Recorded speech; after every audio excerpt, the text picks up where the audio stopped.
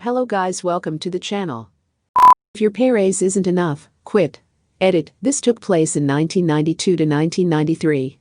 I got a job as a security guard after leaving the army. The company refused to pay very much, so they had high turnover. Because of the turnover, they had very small raises built in at 90 days, 6 months and a year as an incentive to stay on. My 1-year anniversary rolls around, and I don't see my 50 cents an hour raise in my paycheck, but something more like 35 cents. So I called the boss. Supposedly they wanted to give all employees a raise, so they did. Furthermore, I wasn't going to get my 1-year raise because you just got a raise. No one gets 2 raises at once. If your pay raise isn't enough, quit. I spent the next week calling in sick and showing up late while job hunting. Called my last day, at the end of my shift, and told them I was done, and they could find someone else, giving them no notice at all. Panic mode ensued.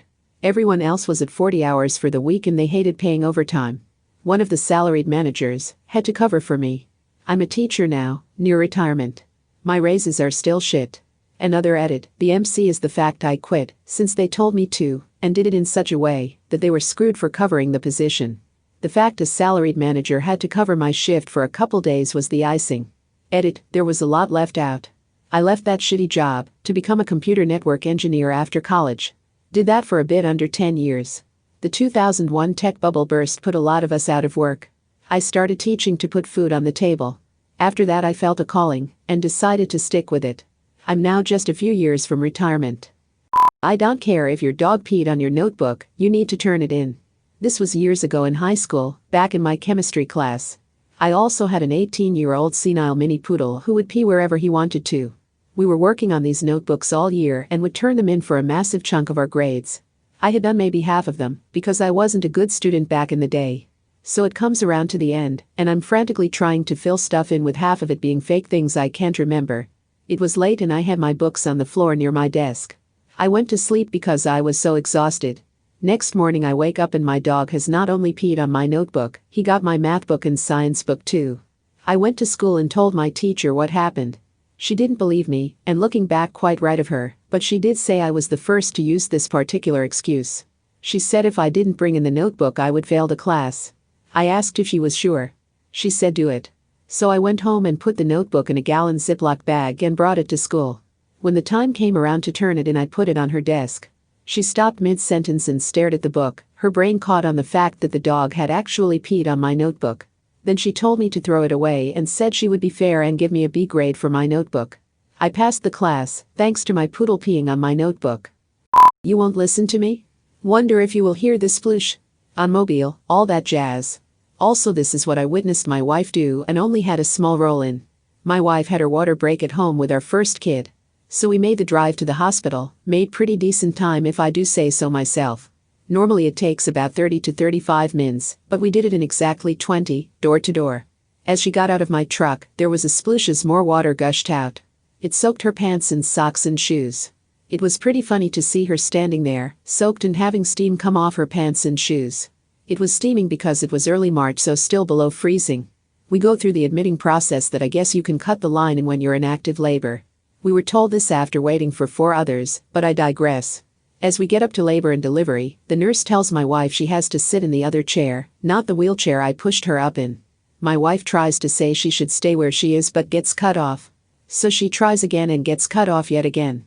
So I figured maybe the nurse would listen to me, and I try to tell her that really my wife should stay in this chair because of all the splooshes so far. The nurse is getting shorter and grumpier, not letting us speak up about the upcoming monsoon of baby juice this lady will have to be mopping up soon. My wife and I look at each other and mentally say that if that's what the nurse wants, that's what she's gonna get. My wife shrugs and says okay, I'll sit in that chair. The nurse was trying to look busy with the papers, so she won't have to help my wife stand up and move chairs. As I help my wife stand up and get ready to clear out of the splash zone, exactly what we knew was going to happen happened. The nurse, now with wet shoes, looks at us a bit angrily at first, then lets out a resigned sigh, and says I should have asked if your water had broken. We said yep, that's what we were trying to say.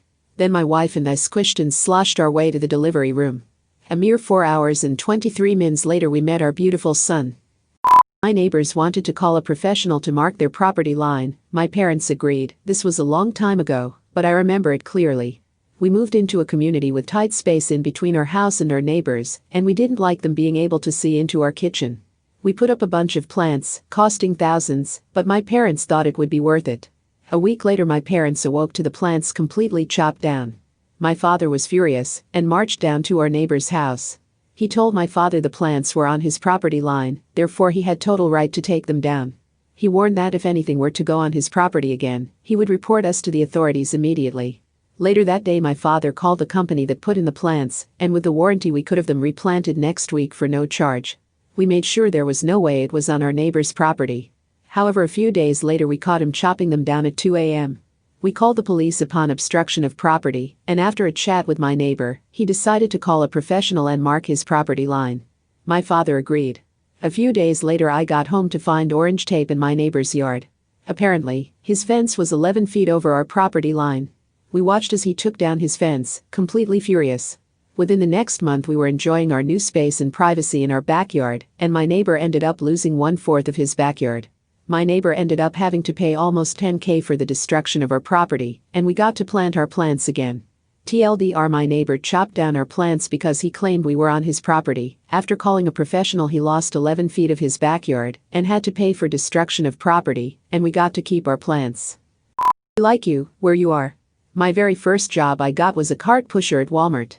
I was 16 years old. I wanted to be a cashier so that I wasn't outside so much.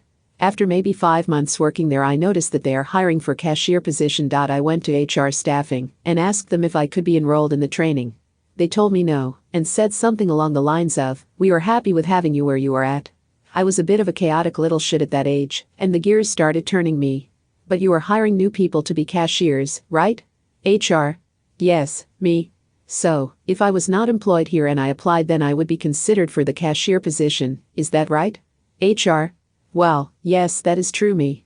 Okay, then let's do that. I would like to be a cashier so I would like to resign. HR, clearly baffled. You would need to provide a letter in writing that you were going to resign.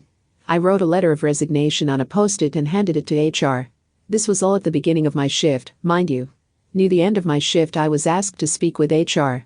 They were informing me that I had been enrolled in the cashier education classes. A week later I was working indoors and had a $1 per hour raise. What do you mean I can't drive my car? I've been a mechanic my entire working life so far, and this is one of my favorite experiences. I had a customer come in complaining about a vibration. I put the vehicle on the lift and checked the front end. I found a nearly broken tire rod and a faulty rack and pinion. So basically the passenger side front wheel was not fully secured to the steering system and would soon break and cause the wheel to be completely disconnected from the steering. I told the customer how much the repair would be and told her it was unsafe to drive. She asked me to put it back together so she could leave. I told her that I could not do that because if it broke after I let her leave, I could be held liable.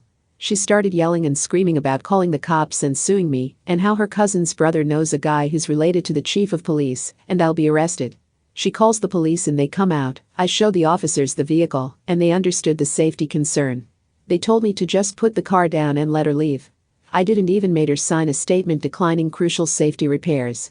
She left with the most haha, I told you so smug grin on her face until she left the property, got pulled over and her car impounded.